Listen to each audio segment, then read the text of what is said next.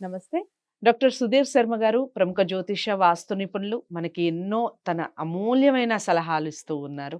ఎన్నో విషయాలు మనకి తెలియని ఎన్నో ఆధ్యాత్మికమైనటువంటి విషయాలు మనం తెలుసుకుంటూ ఉన్నాం. నాతో సహా మీరు కూడా తెలుసుకుంటున్నారని నేను అనుకుంటున్నాను. నాకు తెలియని ఎన్నో విషయాలు తెలుసుకుంటూ ఉన్నాను గురువుగారి మాటల ద్వారా. ఇక ఈరోజు ధన ప్రాప్తికి సంబంధించిన మరో మంచి వీడియో చేయబోతున్నాం.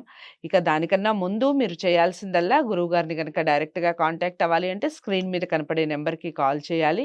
మీ జ్యోతిష్యానికి సంబంధించి అంటే మీ జాతకాలకు సంబంధించిన పూర్తి వివరాలు ఇస్తేనే మీకు సంబంధించిన సమాచారం ఇవ్వడం జరుగుతుంది. అపాయింట్మెంట్ ఎప్పుడు లభిస్తుంది ఏమిటి అన్న విషయాలు కూడా స్క్రీన్ మీద కనపడే నంబర్‌కి కాల్ చేస్తే దానికి సంబంధించిన వివరాలు చెప్పడం జరుగుతుంది.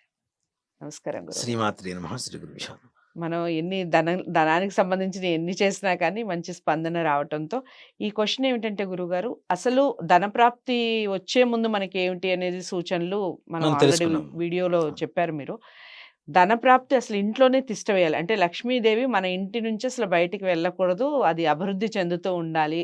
మనకి ఎటువంటి కష్టాలు కానివ్వండి, ఏవొచ్చినా కానీ ధనం మాత్రం ఎక్కువ ఖర్చు కాకుండా ఆ! ధనప్రాప్తి అనేది అలాగే ఉండాలి. నిరంతరం అభివృద్ధి చెందాలి అంటే అసలు ఏం చేయాలంటారు? ఏదైనా పూజ కానీ ఏదైనా ఉంటాయా? అవును. చెప్పండి దానికి సంబంధించి. చాలా మంది కష్టపడుతుంటారు. హ్మ్. డబ్బులొస్తుంటాయి. హ్మ్. కానీ నిలవు.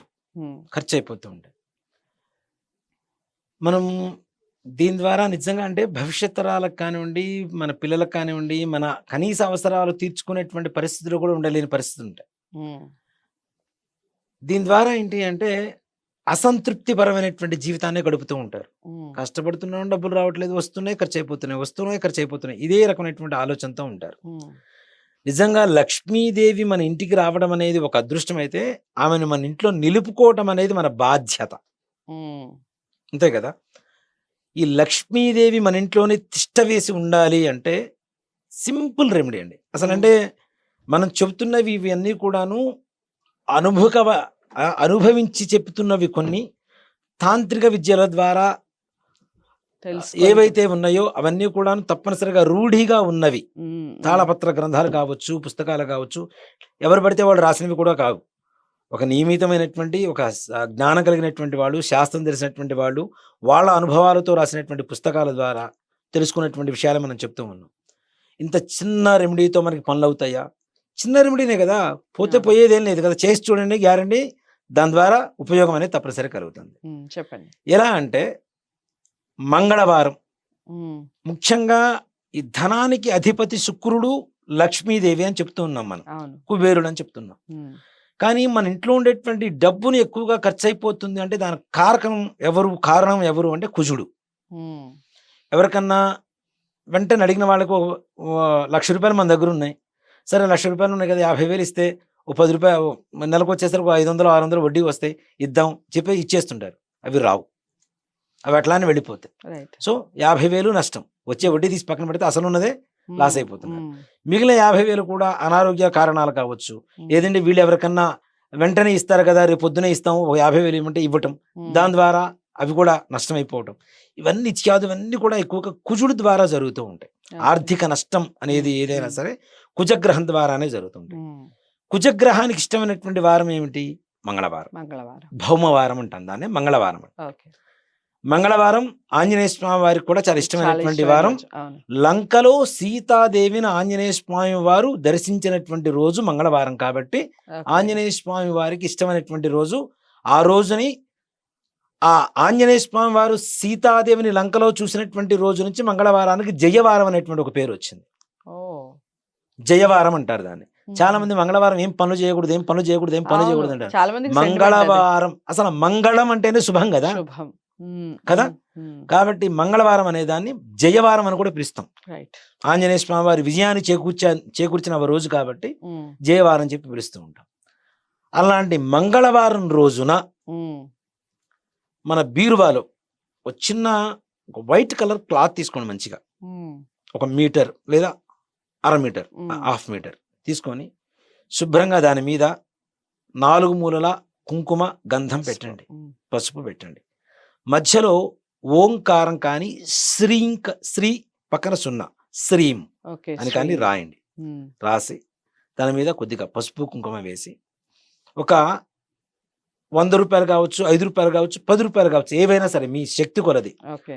కాయిన్స్ ఏవైతే ఉంటాయో ఆ కాయిన్స్ ఆ క్లాత్‌లో పెట్టేసి అమ్మవారి దగ్గర పెట్టి, లక్ష్మీ అమ్మవారి దగ్గర పెట్టి, ఓకే. మాకు ఉండేటువంటి సకల రుణబాధలు తొలగివ్వాలి, నువ్వు మా ఇంట కొలువుండాలి అని చెప్పి లక్ష్మీదేవిని మనస్ఫూర్తిగా కోరుకొని, హ్మ్.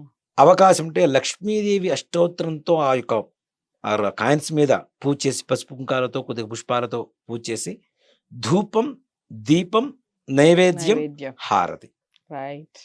ఇవి ఇచ్చేసి అది మూటగా కట్టేసి హ్మ్. మీరెక్కడైతే డబ్బులు దాచిపెట్టుకుంటుంటారో, నైరుతి మూలలో బీరువాలో దాచిపెడతారో ఓకే. అక్కడ పెట్టండి మంగళవారం రోజున. ఓహ్! ఆ క్లాత్‌లో పెట్టిన డబ్బంతా కూడా. మొత్తం మూట కట్టేసి ఓకే. అక్కడ పెట్టేసి హ్మ్. హ్మ్. ప్రతి మంగళవారం మీ దగ్గర ఉన్నటువంటి డబ్బులో కొంతవరకు బీరువాలో పెడుతూ ఉండండి. ప్రతి మంగళవారం. ఓకే. అది రూ. 100 కావచ్చు, రూపాయి ఎన్ని కావచ్చు. ఎన్ని మంగళవారాలు గురువుగారు? అలా జీవితాంతకాలం ఎంతకాలం చేస్తూనే ఉండొచ్చు. ఓకే. ఇన్ని వారాలంటూ నియమం కూడా లేదు దానికి. హ్మ్. ఓ మాట హ్మ్. చెప్పాలంటే. హ్మ్. మంగళవారానికి ఉండేటువంటి లక్షణం ఏంటంటే తోడు కోరుకుంటుంది. ఓకే. అర్థమైందా? ఇప్పుడు హ్మ్. చాలా మంది కూడా చూడండి, అంటే దీన్ని వేరే దాంట్లో పోలుస్తున్నాను అనుకోకండి. మంగళవారం ఎవరైనా మరణం సంభవిస్తే తోడు కోరుకుంటుందని చెప్పి కోడిని దాన్ని కట్టేసి తీసుకొని వెళ్తూ ఉంటారు. ఓకే. అందుకోసమా? ఓహ్! ఇంకొక జీవిని తోడు కోరుకుంటుంది. హ్మ్. ఏదైతే మనం చేస్తున్నామో దానికి రెట్టింపు శక్తి ఉండేటువంటి వారం మంగళవారం. ఓకే. ఒకవేళ మంగళవారం పుట్టిన వాళ్ళు తప్పనిసరిగా ఓకే. మంగళవారం వాళ్ళ ఇంట్లో ఒక సంతానం కలిగింది అంటే ఏక సంతానంతో ఆ ఇంట్లో ఆగదు. ఇంకో సంతానం తప్పనిసరిగా కలుగుతుంది.